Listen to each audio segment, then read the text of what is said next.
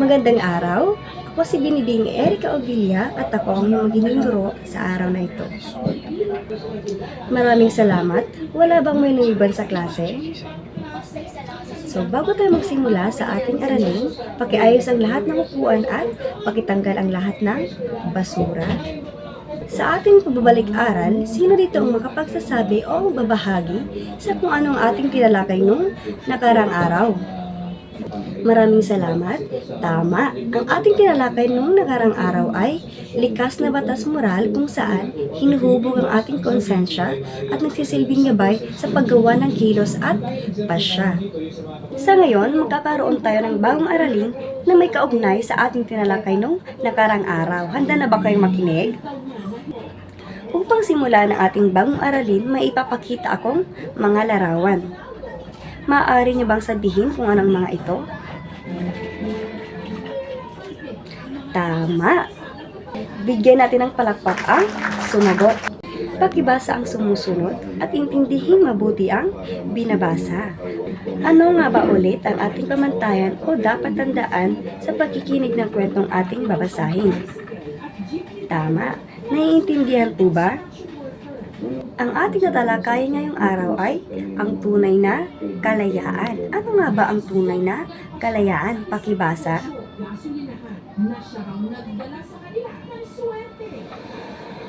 Naiintindihan po ba kung ano nga bang ibig sabihin ng kalayaan?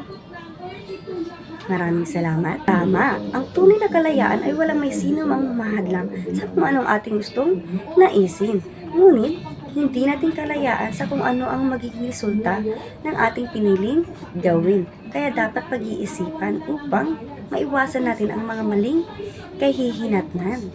Nauunawaan po ba kung ano ang ibig sabihin ng tunay na kalayaan? Mabuti. Ngayon, mayroon tayong ditong dalawang aspekto ng kalayaan. Ano-ano nga ba ito? Una ay kalayaan mula sa o freedom from. Pakibasa. Ang pangalawa naman, kalayaan para sa o freedom for. Pakibasa. Maraming salamat. Nauunawaan po ba kung anong ibig sabihin at pinagkaiba ng dalawang aspekto ng kalayaan? Mahusay. So, sino dito ang makapagbabahagi o bibigay ng halimbawa sa kung ano ang ibig sabihin ng dalawang aspekto ng kalayaan? Mahusay. So, ayon kay Athena, ang kanyang aspekto ng kalayaan ay ang kalayaan mula sa o freedom from. Kaya niyang gawin kung ano man ang kanyang naisin, ngunit kailangan niyang limitahan ito dahil lahat doon ng sobra ay mali. So, kay John Lloyd naman, ayon kay John Lloyd, ang kanyang aspekto ng kalayaan ay kalayaan para sa o freedom for, kung saan ginawa niyang ehemplo sina Dr. Ceresal at Andres Bonifacio kung saan ay pinakitang kanilang husay, katalinuhan at pagmamahal sa ating bayan, kaya ang bansang Pilipinas ngayon ay ganap na naging malaya. Maraming salamat John Lloyd at Athena.